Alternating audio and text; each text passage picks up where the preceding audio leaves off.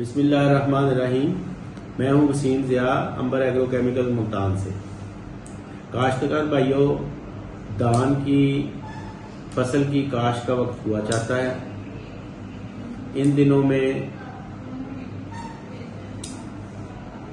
फसल की जो पनीरी है वो तैयारी के मराहल में है और मैं आज आपको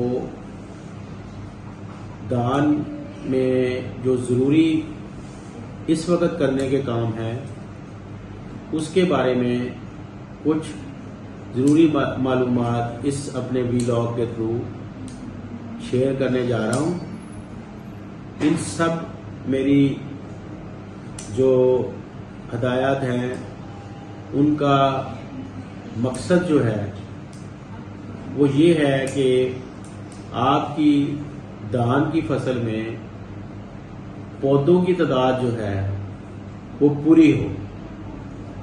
जब आपके पौधों की तादाद पूरी होगी तो आपको धान की फसल से फी एकड़ पैदावार लेने में मदद मिलेगी। अब धान की फसल में पौधों की तादाद दो तरह से पूरी होती है। नंबर एक कि आप नंबर ऑफ प्लांट्स जो हैं वो किस तरह लगाते हैं। उसके लिए जो माहिरीन ने हमेशा से कहा है आप उस बात पर जरूर अमल करें, वो है कि आपने मैक्सिमम 9 इंच पर पौधा लगाना है। और जब आप 9 इंच पर पौधा लगाएं तो एक जगह पर 2 पौधे लगाएं, ताकि उनमें से अगर एक पौधा जाया भी हो जाए किसी वजह से तो वो जगह खाली ना रह जाए। इस हवाले से मैं आपको ये भी बताता चलूं कि हमारी जो लेबर है वो प्लांटेशन करते हुए, पौधे लगाते हुए अक्सर लापरवाही और कोताही का मुजाहरा करती है।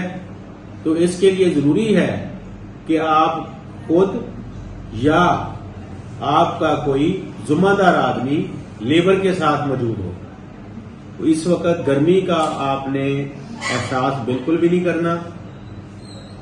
आपने हर वक्त लेबर के साथ रहना है। जरा सी कोताही आपके नंबर ऑफ प्लांट्स को कम कर देगी। जितने प्लांट्स आपके कम होंगे खेत में वो डायरेक्ट आपकी पैदावार पर असरअंदाज होगी। बाकी जो खर्चे हैं आपके जमीन के तैयारी के, खाद के, बीज के, स्प्रे के, वो सारे सेम रहेंगे, लेकिन पौधे कम होने की वजह से वो आपकी पैदावार पर असरअंदाज होंगे।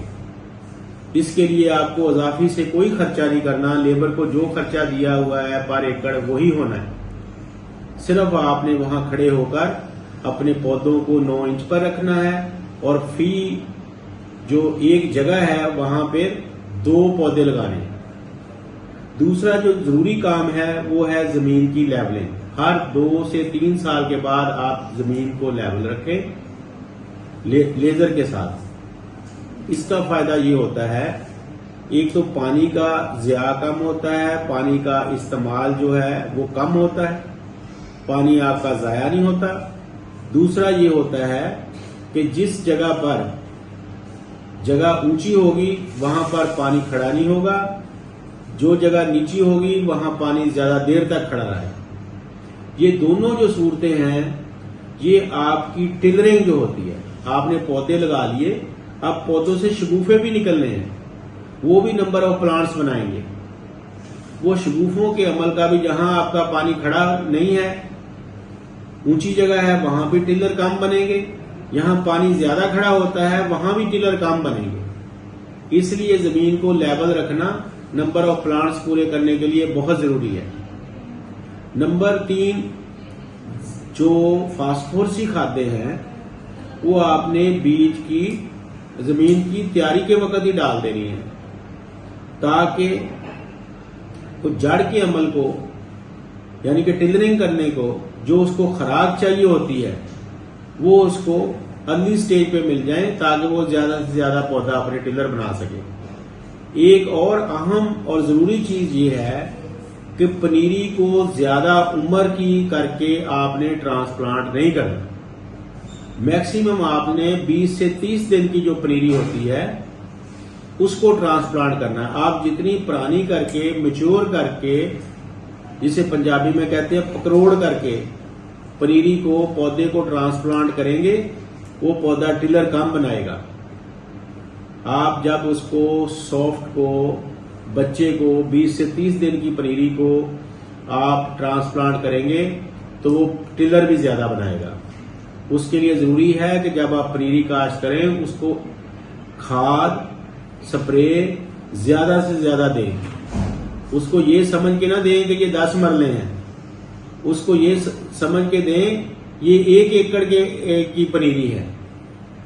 यहाँ पे यूरिया का, यहाँ पे सल्फर का, यहाँ पे फंजीसाइड का इस्तेमाल जो है वो डबल करना होगा आपको, ताकि पनीरी जो है वो कम अरसे में अपनी पूरी हाइट बना ले, ताकि उसको आप 20 से 30 दिनों के अंदर अंदर ट्रांसप्लांट कर सकें। वो ज्यादा टिलर बनाती है। इस वक्त के लिए धान के काश्तकारों के लिए मेरा यही पैगाम है, आप इन हदायत पर अमल करेंगे तो आपकी जो धान की फसल है वो इब्तदाई मराहल में बेहतरीन हो जाएगी। नेक्स्ट इसका सिर्फ इसको हमने यूरिया देना है, पोटाश देनी है और कीड़ों से कंट्रोल करना है। उस पर